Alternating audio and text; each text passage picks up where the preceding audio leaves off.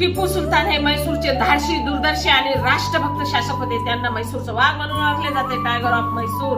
त्यांचा जन्म 20 नोव्हेंबर 1751 मध्ये देवनहल्ली, कर्नाटक येथे झाला. त्यांच्या वडिलांचे नाव हैदर अली व आईचे नाव फातिमा होते. हैदर अली शूर योद्धा व मैसूरचे सुलतान होते. आई फातिमा धार्मिक, कर्तव्यनिष्ठ आणि दयाळू होती.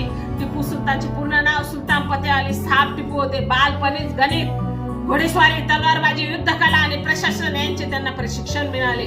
ते बालपणापासूनच अत्यंत बुद्धिमान, धैर्यशील आणि शिस्तप्रिय होते. त्यांनी शेतकऱ्यांसाठी कर कमी केले, कालवे, तलाव आणि सिंचनाच्या सुविधा वाढवल्या, रेशीम उद्योग, तोफखाना, जहाज बांधणीमध्ये प्रगती केली. फ्रान्स, अरब देशाशी व्यापार वाढवला. रॉकेट, तोफखाना याचा जगातील पहिल्यांदा मोठ्या प्रमाणावर उपयोग झाला. लोकांचे रक्षण आणि कल्याण यांनी त्यांनी सर्वोच्च प्राधान्य दिले.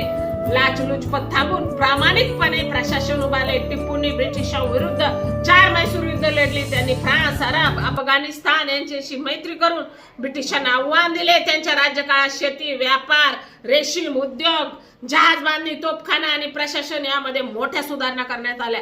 त्यांनी गरीब आणि शेतकऱ्यांसाठी अनेक योजना राबवल्या. ते आधुनिक विचारांचे होते आणि त्यांनी जगातील पहिले लष्करी रॉकेट तंत्रज्ञान वापरून इंग्रजांना चकित केले. टिपू सुलतान हे ब्रिटिशांच्या अन्यायाविरुद्ध धैर्याने उभे राहिलेले महान योद्धा होते. त्यांनी 4 मैसूर युद्ध लढली. शेवटच्या लढाईत 4 मे 1799 रोजी त्यांना वीर मरण आले.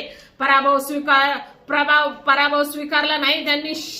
त्यांचे शब्द आजही आपल्याला प्रेरणा देतात. वाघासारखे एक दिवस जगणे हे 100 वर्ष कोल्ह्यासारखे जगण्यापेक्षा श्रेष्ठ आहे.